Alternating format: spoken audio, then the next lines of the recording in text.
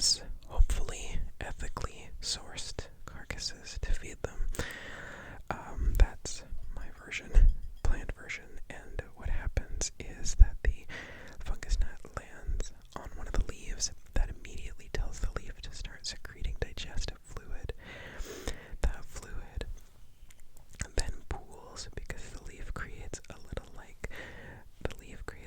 indent, kind of like a cup almost around that insect, and then the insect tries to struggle to get away, and it's sticky enough that it can't fly away, so it exhausts itself, it collapses, it then can't breathe because of the digestive fluid, and then it digests the inside, and the exoskeleton is left. So that's how a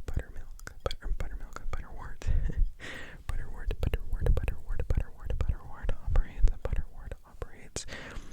Our carnivorous queen. So that is number 15. Number 15 is my butterwort. 15. Let's see. 1, 2, 3, 4, 5, 6, 7, 8, 9, 10, 11, 12, 13, 14, 15. Okay, cool. I'm not making a fool of myself. You know what? Let's talk about this big one. This gigantic one. This is a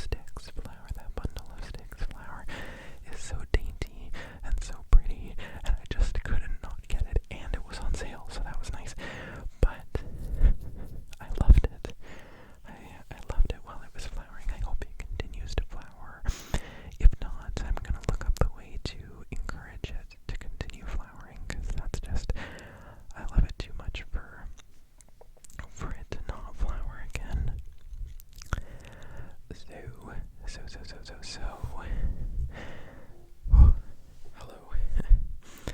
What am I going to show you next? Actually, maybe I should show you this one. Oh, I guess if we're continuing to count. So, number 20, I think, was the yellow one in the back. So, or no, 21 was the yellow one in the back. This is number 22. This is number 22. Number 23 is getting ready to meet you. It is another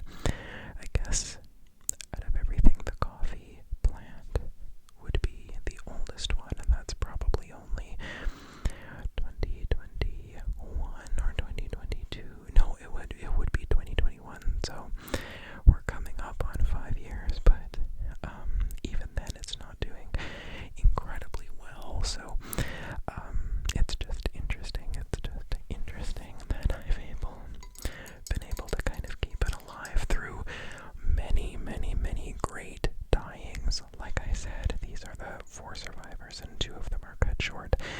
They almost, like, well, they've calmed down lately, but almost yearly they would have an issue, and only they've been very non-dramatic for like the past 2.5 years or so. So, I mean, hey, even the most stable of them will have their issues. I think that's a big thing with houseplants. It's never going to be perfect. They're never going to have like 5 straight years of just perfect growth. They're always going to have a problem. That Alocasia Cuprea in the other room, not even, I think it wasn't even 2 years ago. Shoot, I can't remember exactly when, but it like completely died off. And then I repotted it, and then it came right back. It had no leaves. I thought it was dead. Turns out it wasn't. I just needed to give it a little bit of TLC, so I'm happy I didn't just trash it. I'm happy I gave it a chance.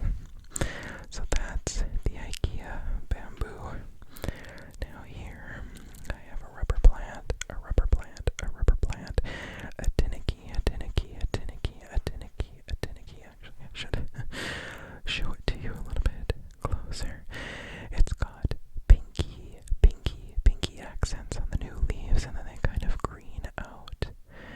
The larger the leaf, the greener it gets. The smaller the leaf, the pinkier it stays. I love a rubber plant.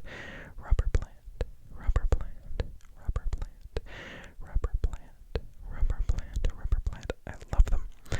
I love the way they look. The only thing is that every time I see one, it's always one that's way too big. The ones that I fall in love with are always too large. So when I found a mini, I was so excited. That one, oh, by the way, I also cleaned off my nails in preparation for them being cut so that I can paint them again.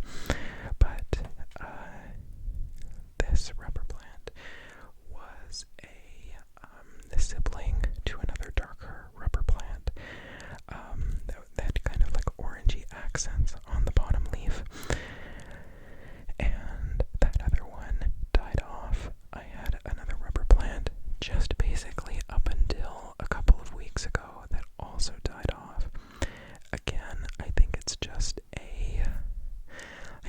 a case of I love them too much. They don't do well. I tell myself to pull back, and then that kills them.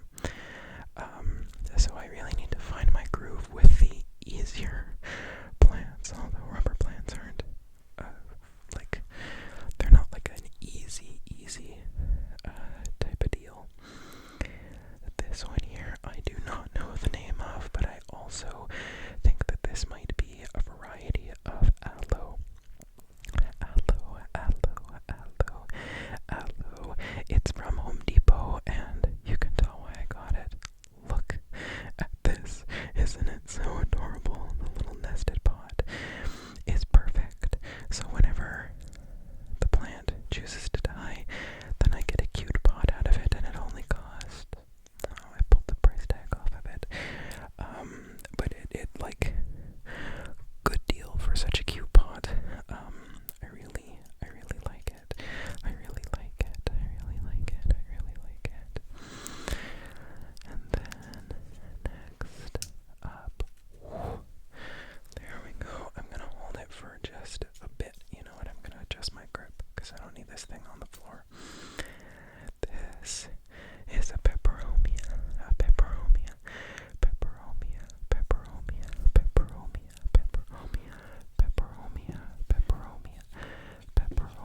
I'm gonna lift it to see if it's got the scientific name. Peperomia San Marino. So not the scientific name, but the variety name of it. Peperonia San Marino. I love it because its leaves are legitimately like a dark charcoal, and the bottoms of the leaves are kind of like a rusty crimson almost. This peperomia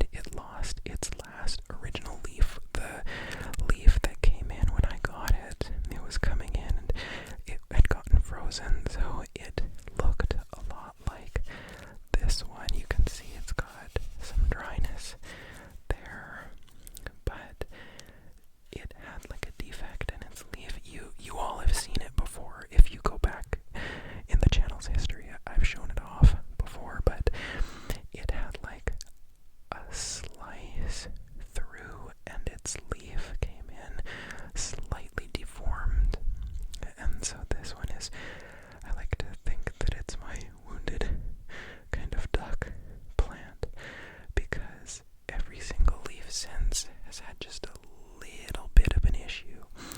This guy has a huge amount of trouble getting water down to the bottom parts of the leaf, and the problem gets worse as the leaf gets older. This one, yeah, so this is the next oldest. Is it? Yep, it is. I think this one has a trouble, like where it connects to the main bulb. This one here, it has like where it connects to its stem there. So like right here, this V shape right up there. It's got this almost woody bark-like veining on it, which I just think is so interesting. Like, I have no clue what that's all about. And then this leaf right here, it's also slightly deformed. It seems as though it's not properly spread out on this side, and there's like, you can see them. It's got these two light lumps, and there's a couple other bumps, and it's got a similar like woody bark-like veining to this leaf right here. But the new leaf that has just come in, I'm trying to be very gentle with it. It doesn't seem like it's going to have any issues other than shaping issues. So I think like 3 years on, probably by now, like it would have been maybe like almost, like it might have been really late 2022, if not January of 2023, that I got it.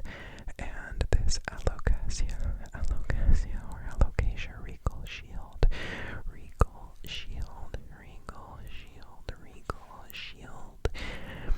has been doing well. I think it's just been on a little recovery journey, I guess. It's healing. I'm gonna move my acrylic planner out of the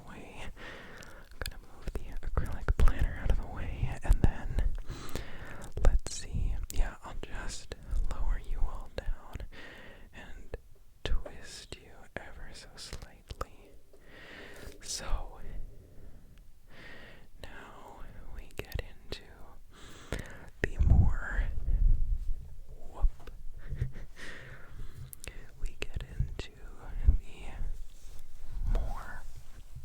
there we go, the lower end of things. Again, you can see the camera up in the mirror. Hello. But this is kind of the place for maybe not my favorites, but the ones that I want to do amazingly well. Well, no, that's kind of a lie. I think all of them I want to do amazingly well. It's just that these are the ones that I see the most. So I guess I think they're here for a reason.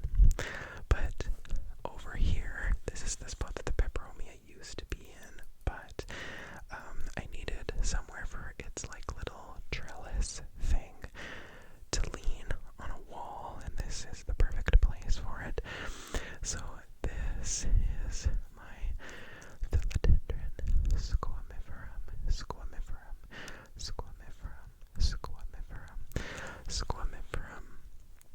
squamiferum. And the really interesting thing about it is that where the leaves attach to the main vine, the stems leading up to the leaves are fuzzy, but really like coarse. It's like cilia, CILIA, like the things that like some amoeba use to get around. That's, I think, the best way to describe it. It's so cool, and those little cilia, I'm just gonna call them that, they are like red, not like a deep red, but they're a red, and they look so cool. I recently had to cut the vine short right up there,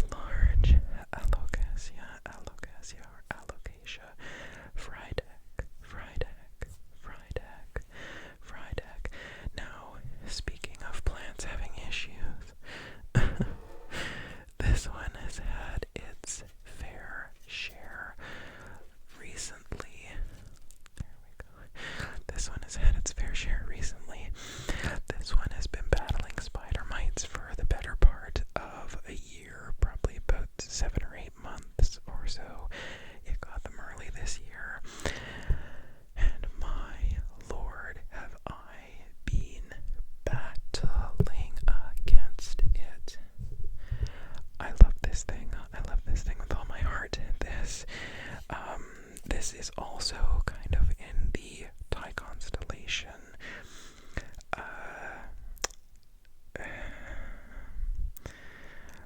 category, I guess, of rareness. This is another quite rare houseplant because of its quite interesting variegations. And like I said earlier, this one, its variegations, basically since I brought it here, have been green, and that's just a sign that it's needing more sunlight energy. Pretty much, that's just a blatant sign that, like, I need light, and this is a decent enough light level for it. And I think honestly the green variegations to me look prettier than the white. The white just kind of looks blank, like there's nothing there. But this Alocasia Frydek, Frydek, what I did is over the summer to get rid of so at the beginning of this year when I saw the spider mites, I used a treatment on it. I rinsed it off, I kept misting it, I kept wiping it, still not going away, so I repotted it in this blue pot, and they went away for a while, but then they came back. So I decided to repot this one again. 2 repots in a year, probably not the best for it, but I am happy with my decision because what I ended up doing is I completely took all of its dirt away. I just chucked the dirt because you never know if there are eggs in there or something like that. And what I ended up doing is I ended up taking the Frydek,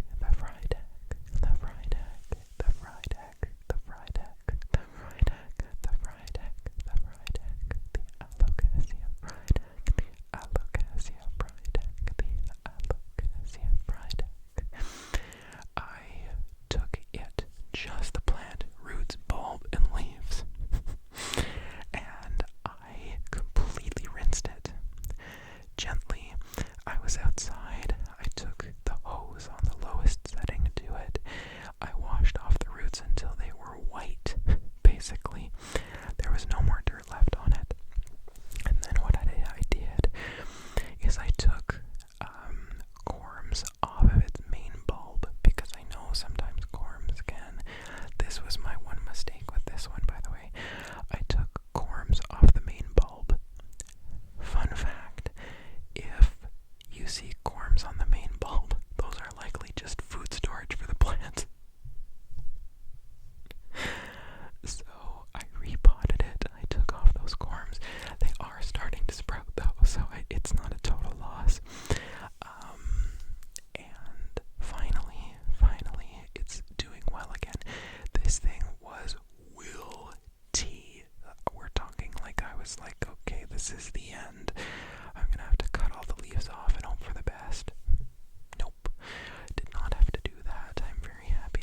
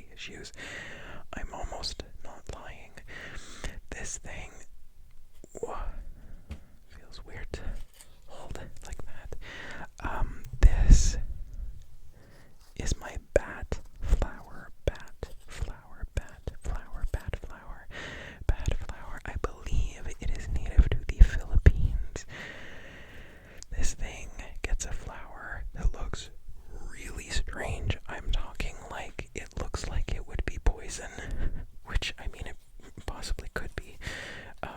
Some of the things that I have are poison too. Well, no, I don't think so anymore. Actually, I don't think I have anything or have owned anything that I know to be poisonous. Only to animals, not to humans, of course. But my bad flower is hard to deal with. Full stop. This thing needs constant moisture. It dries out as soon as I water it. It needs a lot of moisture. A lot of moisture. To the point where I made a pebble tray. You all saw that pebble tray in that plant video that I did not too long ago. And it just needs a lot of love. Don't we all, though? Don't we all? But it's the bad flower has been an exercise in patience. I got it kind of at the end of annuals season. Like, it's probably been in the house since July, I would say. And my goodness, I thought it was going to die. It was on sale. It was $5. It was $4.50 actually, and then 10% off on top of that. So decent pricing, but it's like, help. How do I deal with this thing? This thing is on an opposite level of easy to take care of plants. Easy to take care of plants, I either forget or I overlove them. This thing, I need to be thinking about this thing constantly, or else it will just die. It will be, I guarantee you, if I don't water it,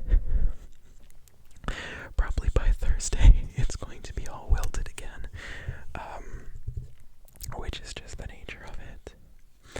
Before we get to the quite large elephant in the room, here's my other constellation. Let's put it there, and then kind of hold it like so. This is my other tie constellation. Now, the reason why I have two is because this was also sort of in my own roundabout way a two for the price of one. This is what you get when you befriend the women who work at your local garden center. You get special treatment. This tie constellation was two plants in one pot. It was the only one like that. And what I asked the one lady who we know really well to do is I asked her, I was like, could I separate these? And she was like, are you gonna buy it for sure? And I was like, I'm gonna buy it for sure. And she was like, take the tag with you to the checkout, to the cash register. Take it, ring it through, tell them that you're going to be leaving with two because Phyllis wants to try something. So cute. But that is why I ended up with two separate ones from one purchase, because she is an absolute sweetheart. So that is my other tie constellation, and she said it's probably for the best to separate them because eventually they're gonna start choking each other out unless you do it. She was like, it's either we separate them now and they take a little bit more time getting on their feet,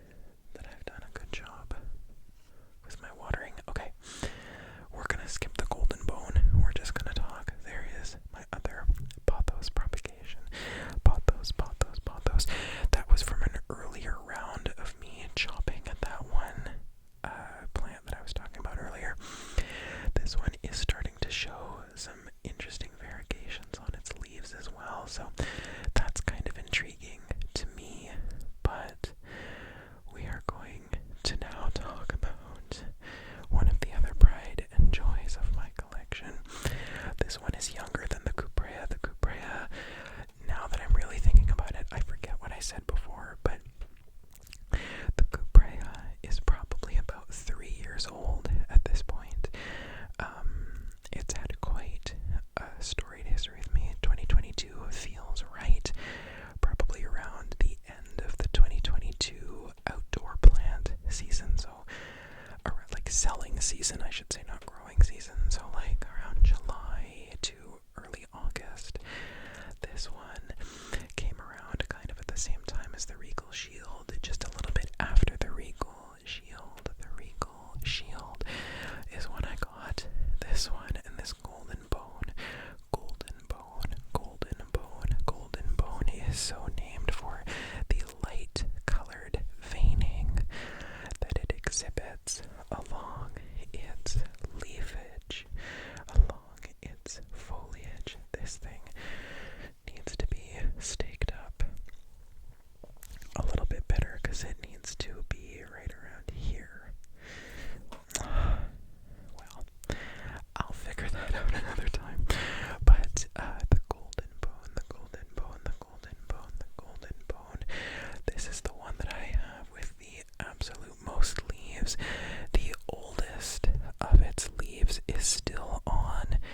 This one, like, I've chopped off a decent amount from this, but like I would say this leaf was probably erupting from it close to when I got it, and only now is it going yellow, and it has put up all of these leaves except for this other one here in the time since I've got it. So it's doing really well. This is the only spot it's ever been in, and it's been doing fabulously the entire time. You all obviously see this one basically every single video that I do, unless I'm like doing the camera setup where I'm facing the lights or something like that. But this, I think, is kind of the unofficial mascot of the channel, I guess, if there ever was one, you know. This one you all get to see on quite a daily basis. It's like the Sylveon plush or the Frydek. Honestly, you all see the Frydek quite often, or the Pothos or the constellation. Honestly, these plants you all are probably quite familiar with. If you're into that kind of thing, I'm not trying to put anything on you all. That like you should know what I'm talking about. I'm an ASMR channel. The point is kind of not to watch by the end of it. It's to be asleep. So, if that, okay, so we had 6, 7, 8, 9, 10, 11, 12. I'll count the Pothos in here as 12, and then we have 1, 2, 3, 4. So, we only have up to 16 to go, and for that, we are going to enter, you know what? I'm gonna do one more cut to change around the camera, and then we'll be good. Alright, this is the best that I can do angles wise. I apologize. This one is sweating a little bit too. I love to see it. Alright, if you are a plant person, please tell me if sweating is something that I should like. I think it's something that I should like based on what I know about it. And it also means there's no like mineral buildup on the leaves, so it means I'm watering them properly with the right water. This is the dragon scale Alocasia or Alocasia. This one has such leathery textured leaves.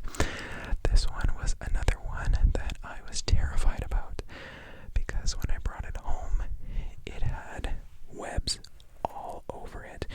It was in a quarantine of sorts for a really long time, and I just kept using my treatment on it. It lost all of its original leaves. This is another one that's 2 in 1. This is a plant, and this is a plant. This plant was more heavily affected by the spider mites than this one.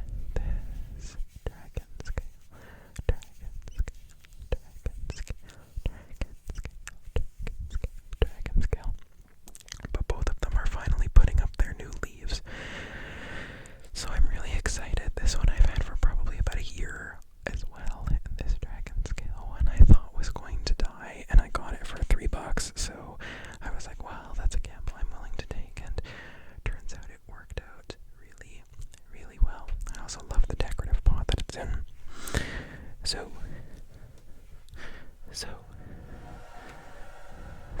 I'm gonna take a seat for myself here, and I'm gonna adjust as we go along. So going down, going down, going down, going down, going down, going down, going down. Okay, next, before the camera gets blocked out, is this thing. Again, I don't know what this is called because my mom doesn't know. This is a, like, my mom almost threw it out, but I told her not to, and I rescued it from her. It's not doing great, but what I'm very encouraged by is babies are growing off of it. Whoop. So I'm thinking maybe this will end up being one of the ones that I just like chop down really quick to stop these from continuing to grow. These ones from continuing to grow that are kind of hanging down off to the side, and encourage more growth up in the middle of the plant. This is another one that we've had for a really long time. The bamboo is the oldest that I own and take care of. This one, or I should say, the bamboo is the oldest of mine. That is fully mine that I purchased.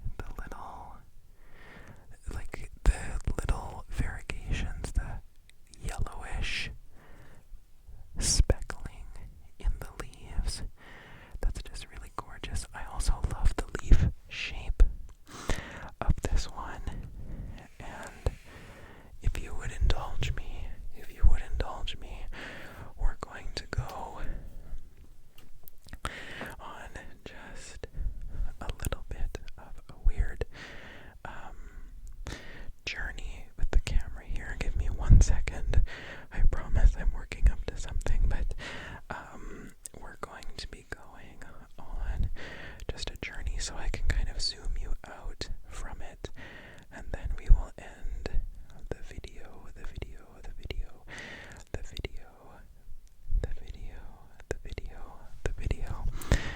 Okay, so there. You are on my night table. This one is on my nightstand in that empty space beside the clock. Beside the clock. Beside the clock. Beside the clock. Beside what? The clock. Hello. Can I? Let's see. But that plant is another, I think, that's going to enter sort of my Hall of Fame of I love this thing so much. It's just such a gorgeous plant. It's just such a gorgeous plant. It's just such a gorgeous plant. There we go. Hello again. We meet again in normal circumstances, normal-ish circumstances. So, this has been a much more of a marathon of a video than I thought. The nice thing is that I've just been kind of blissfully going along through my plants.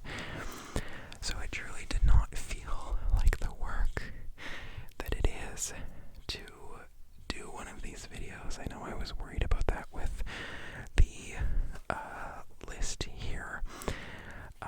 But truthfully, thank you for indulging me in that. I just wasn't in a place to film a full Trigger Word Tuesday. I will say, if there is one thing that I find difficult about Trigger Word Tuesday, I find so much of Trigger Word Tuesday very fulfilling and fun and amazing. The only thing is that sometimes when I see a list that long, and this is down to me, like it's not anybody, but I'm just expressing how I feel. Sometimes when I sit and look at that list, I think, I don't know how I am going to harness my brain to be able to sit and do that for the amount of time that it requires. Something like this, still word repetition, but rambly, is so much easier and truly cathartic for my brain. Living with ADHD is sometimes seeing a task that you absolutely love and feeling like it is going to be the hardest thing you've ever done in your life. It's a rough condition to live with. Never let anybody tell you that it's just like quirky and random and all that kind of stuff. Sometimes it can be fun. I agree with that, and it certainly keeps my life and personality interesting, but it also does some things that I'm not very happy with in my brain. So thank you for allowing me to do this in my own way. I'm sorry that it's not the words that you thought it was going to be, but I hope you can understand that this is, I think, what my body and my brain